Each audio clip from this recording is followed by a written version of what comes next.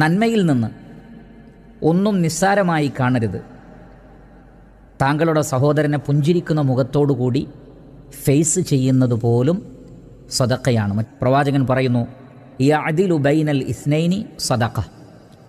രണ്ടാളുകൾക്കിടയിൽ നീതിപൂർവം വിധിക്കൽ അല്ലെങ്കിൽ രണ്ടാളുകൾക്കിടയിൽ നീതി നടപ്പിലാക്കൽ സദഖയാണ്. നിങ്ങളിൽ ഒരാൾ തൻ്റെ വാഹനത്തിലേക്ക് മറ്റൊരാളെ കയറാൻ സഹായിക്കുക, ആ വ്യക്തിയുടെ ലഗേജ് വാഹനത്തിലേക്ക് വെച്ചു കൊടുക്കൽ സദഖയാണ്. നാലാമത് നബി സല്ലല്ലാഹു അലൈഹി വസല്ലം പറഞ്ഞു, വൽ കലിമത്തു ത്വയ്യിബത്തു സദഖത്തുൻ. നല്ല ഒരു വാക്ക് സദഖയാണ്. അഞ്ചാമത് പ്രവാചകൻ സല്ലല്ലാഹു അലൈഹി വസല്ലം പറഞ്ഞു, വകുല്ലു ഖത്വത്തിൻ യഖ്തൂഹ ഇല സ്വലാത്തി സദഖത്തുൻ. ഒരു വ്യക്തി നമസ്കരിക്കാൻ വേണ്ടി നടക്കുമ്പോൾ എടുത്തു വെക്കുന്ന ഓരോ കാൽപാദങ്ങൾക്കും സദഖയുടെ പ്രതിഫലമാണ്.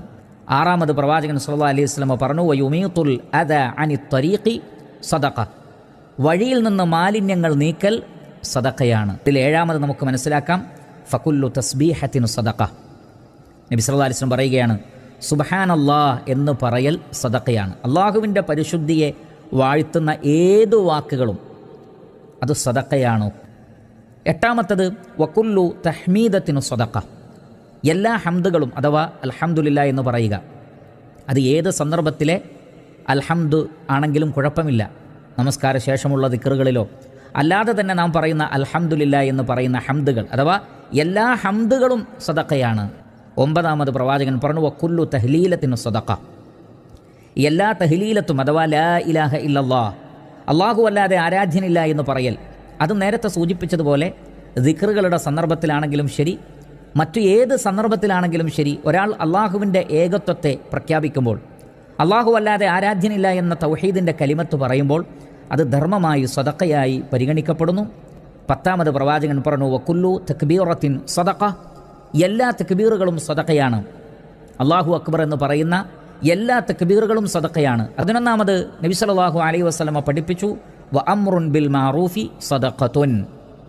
ഒരു നന്മ കൽപ്പിക്കൽ സദഖയാണ്. 12 പ്രവാചകൻ പറഞ്ഞു, വനഹിയുൻ അനിൽ മുൻകരി സദഖത്തുൻ.